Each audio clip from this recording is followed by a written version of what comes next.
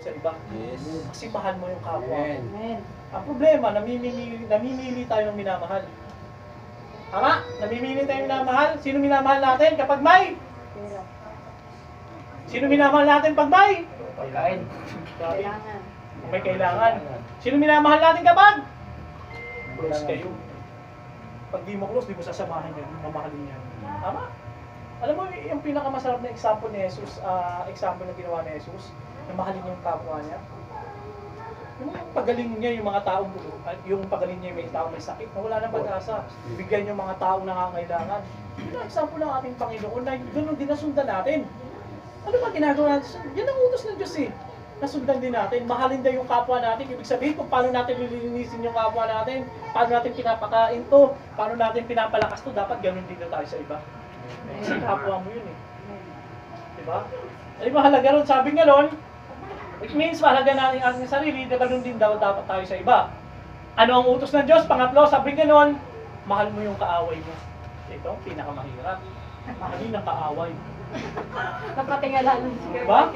Yung pinakamahirap, sabi ng Lord, baka niloloko kayo. Matthew 5:44, dapat natapat sinabi ko sa inyo, ibigin ninyo ang inyong kaaway, at idalangin ninyo ang sa inyo'y nag-isig-usig. Sabi ko, di panalangin mo raw yung mga naglalait sa'yo, yung napupukol sa'yo ng negatibo, at mahalin mo rin yung kaaway mo. Kaya mo? Kaya mo mahalin yung taong nanira sa'yo? Kaya, pero mahirap. Parang mahirap, di ba? Di ba? Kaya mo mahalin yung mga nanira sa'yo? Na ano?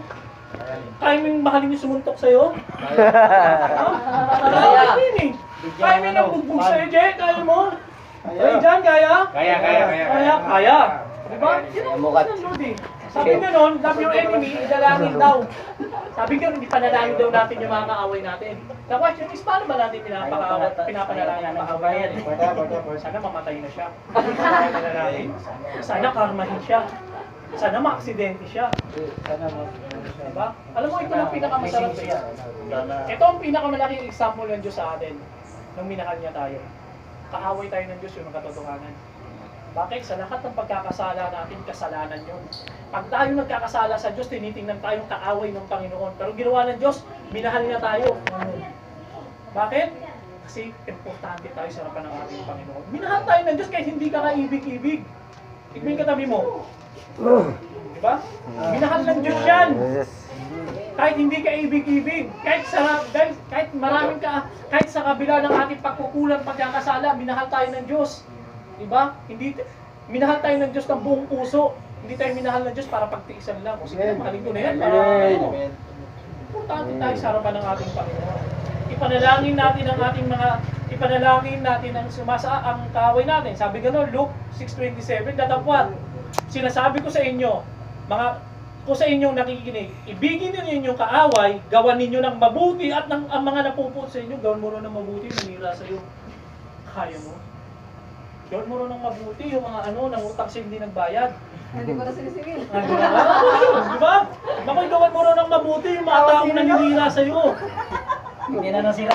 Diba? Yung nagsasabi sa'yo, walang kwenta si Makoy. Ang sabi, gawin mo rin ng mabuti. Ibig sabihin mo, may kumusta ka.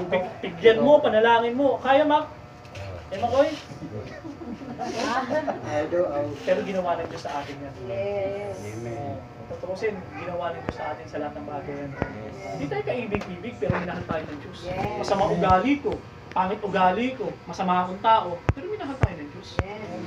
Diba? Hindi ka kilala nyo si Butch Belly, kaya kung naabutan nyo yun. Kilala nyo ba yun sa mga nakatatanda? Butch Belly ka. Yung ginanapan ni Joko Diaz. Sa lap ng